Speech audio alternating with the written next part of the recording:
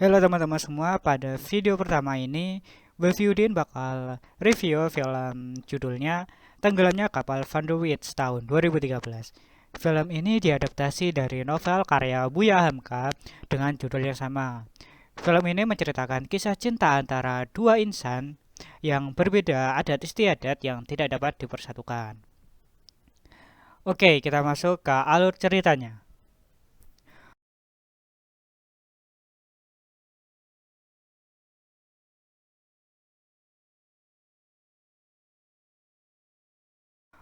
Film ini diawali dengan Zainuddin yang meminta izin kepada pengasuhnya untuk mengunjungi kerabat ayahnya yang berada di Baitipuh, Kota Padang, tanah kelahiran ayahnya.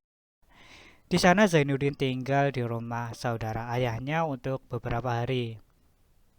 Selain untuk menyambung tali silaturahim dengan kerabat ayahnya, Zainuddin juga ingin menikmati keindahan alam di sana dan ingin belajar agama. Akhirnya, ia bertemu dengan Hayati. Saat itu muncullah benih-benih cinta di antara keduanya. Mereka saling kirim surat yang diantarkan oleh adiknya Hayati. Kedekatan mereka menjadi omongan masyarakat di sana. Ya, dapat dikatakan sebagai omongan tetangga gitu. Akhirnya berita itu terdengar oleh ketua adat atau kita panggil aja Datuk, merupakan paman dari Hayati. Kalau paman itu dalam bahasa Minang itu mama namanya. Nah, jadi Hayati ini dinasihati oleh sang dato agar tidak menjalin kisah cinta dengan Zainuddin. Akhirnya Zainuddin pergi dari Baitipu. Di tengah perjalanan Hayati menemui Zainuddin dan berjanji untuk menunggunya sampai kapanpun. Hayati pun memberikan kerudungnya. Zainuddin pun pergi ke Padang Panjang. Di Padang Panjang, Zainuddin bertemu oleh seorang pemuda yang bernama Muluk. Beberapa bulan kemudian, Hayati dan Zainuddin bertemu di sebuah acara, ya seperti acara pacuan kuda gitu. Bukannya senang bisa bertemu dengan Hayati, Zainuddin hanya terdiam melihat Hayati yang berpakaian seperti orang kota lah. Sampai suatu saat Zainuddin mengirimkan surat untuk meminang Hayati. Tetapi ditolak oleh keluarga Hayati karena lebih memilih Aziz yang secara finansial sudah siap untuk memenuhi kebutuhannya Hayati. Akhirnya menikahlah Hayati dengan Aziz, meninggalkan Zainuddin yang sakit hati sampai 2 bulan hanya tidur di tempatnya.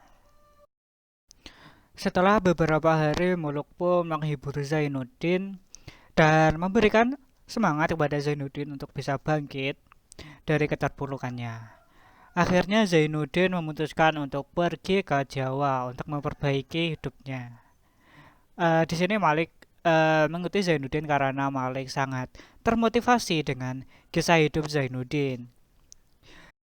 Di Jakarta, Zainuddin mengirimkan karangannya pada seorang bernama Iskandar, pemilik pengusaha percetakan.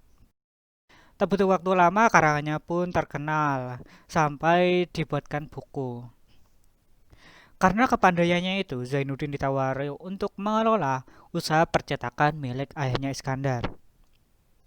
Zainuddin pun setuju dan perusahaan percetakan itu pun sukses dan mengantarkan Zainuddin ke masa kejayaannya. Di sisi lain, Hayati dan Aziz pindah ke Surabaya karena dipindahkan tugas. Suatu hari Zainuddin mengadakan sebuah pementasan teater yang dibantu oleh anak rantau Sumatera. Anak rantau Sumatera adalah sebuah komunitas orang Sumatera yang merantau di Surabaya pada saat itu.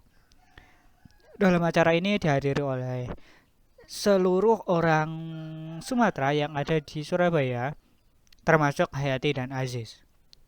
Saat menonton teater, Hayati menangis karena terharu melihat teater yang mirip dengan kisah hidupnya. Akhirnya dipertemukanlah Hayati dengan Zainuddin. Zainuddin menyambut Aziz dan Hayati dengan ramah, tetapi di tempat lain, Zainuddin hanya bisa mengamati Hayati dari balik jendela. Ia hanya merenung meratap kemesraan Hayati dengan suaminya. Suatu hari ada orang yang menagih hutang kepada Aziz sehingga rumah dan harta benda mereka disita. Karena tak punya pilihan lain, Hayati dan Aziz meminta untuk dapat tinggal di rumah Zainuddin. Suatu hari Aziz terkena penyakit stroke dan harus dirawat beberapa hari. Sebelum ia sembuh 100%, Aziz meminta izin untuk pergi ke Malang mencari pekerjaan dan meminta izin kepada Zainuddin untuk mengizinkan Hayati tetap tinggal di rumahnya. Suatu malam, Hayati ingin menyuguhkan teh kepada Zainuddin di ruang kerjanya, tetapi dihalangi oleh Muluk.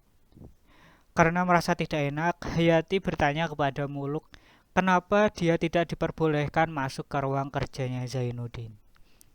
Akhirnya Muluk mengajak Hayati masuk dan diperlihatkanlah foto Hayati yang dipajang dengan nama Mutiaraku yang hilang.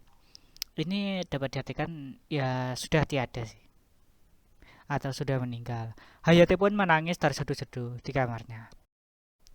Pada suatu hari, datang kabar bahwa Aziz telah menceraikan Hayati dan Aziz meninggal karena overdosis obat. Hal tersebut sontak membuat Hayati sangat sedih. Karena masih ada perasaan cinta di antara Hayati dan Zainuddin, Hayati memberikan diri untuk mengungkapkan perasaannya dan meminta maaf karena kesalahannya dulu. Tetapi Zainuddin menyuruhnya untuk pulang ke Padang. Dengan berat hati, Hayati menerima untuk dipulangkan ke tanah kelahirannya, diantarkan oleh Muluk. Di atas kapal Van der Wits, Hayati memegangi foto Zainuddin sampai suatu kejadian yang membuat kapal yang ditumpanginya menjadi tenggelam. Hayati pun meninggal dan Zainuddin sangat sedih karena kehilangan orang yang dicintainya.